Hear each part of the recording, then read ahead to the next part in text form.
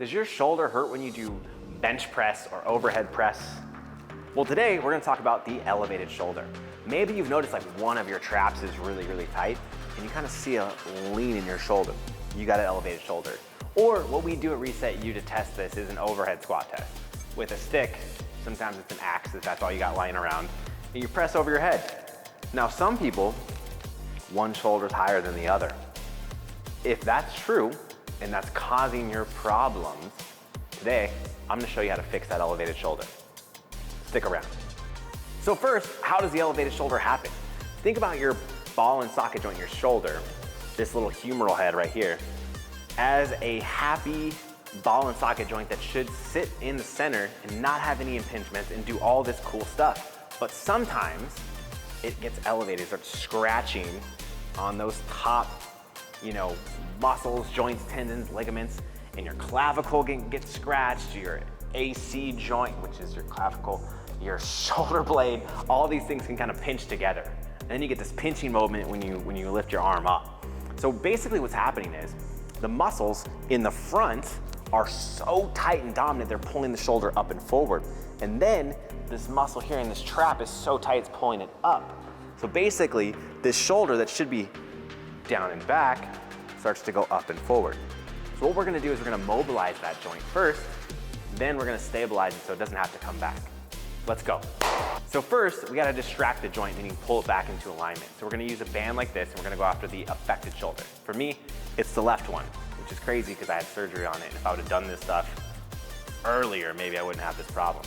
You wanna band it lower than normal. So band it like hip height, because we want a backwards and down pull. Now you're gonna line up the band right on the groove in your shoulder. That groove is like your bicep tendon. Now from here, you're gonna walk out with the same side leg as the shoulder you're working on. So for me, it's left side, left leg. Press out, you're gonna slightly move the shoulder forward, exhale, and then let that band do its thing. Now, I would recommend pushing forward for 5 seconds and then releasing, letting go, letting it pull for 30 seconds. Now you can do this for 3 rounds, just pushing, exhale, and letting it pull back until you start to feel that shoulder go back into the joint where it belongs. All right, so the next thing we're gonna do for your elevated shoulder is stretch out this pec. So what I like to do is come to a wall and make an L. You're gonna press your forearm against the wall and then turn your body off, just like so. Now again, we're gonna go 5 seconds of pressing, 30 seconds of stretching. So again, you're gonna press 5 seconds, and then turn your body off and stretch for 30. That way we're letting the muscle release on its own. All right, so the next one we're gonna do is a hanging scapular retraction. So for this one, you want to grab onto a bar and you literally wanna hang. So we're gonna grab here. Now, if you don't have enough strength to hold your body, do it on the lower bar and use your legs and your ankles to kind of hold you up. But from here, you want to hold yourself, let yourself hang.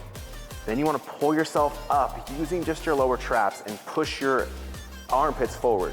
This is going to activate the muscles beneath your shoulder blade that aren't strong enough. You want to hold this in place as long as you can and then release.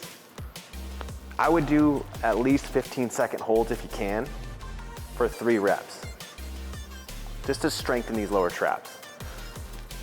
All right, so the last move we're gonna do is a lying lower trap activator. Now this is to get these tight, dominant upper traps to stop activating and get the ones beneath your shoulder blades that'll pull your shoulder blades down to activate. So lay down flat, place your fingertips next to your ears and start to slide the fingertips up, keeping the shoulder blades down and in. Do this really slow for about 10 reps. And then like always, make sure after you're done you retest. Last but not least, retest. So if that shoulder was elevated before and it looked like this, then retest. And then see if the bar is more flat now. Now if it is more flat and both those shoulders are back into alignment, then we did an awesome, awesome thing. You literally reset years of damage to your muscular imbalances and got rid of an impingement in your shoulder that was causing it to be elevated. You're welcome. That's all. Thanks, guys.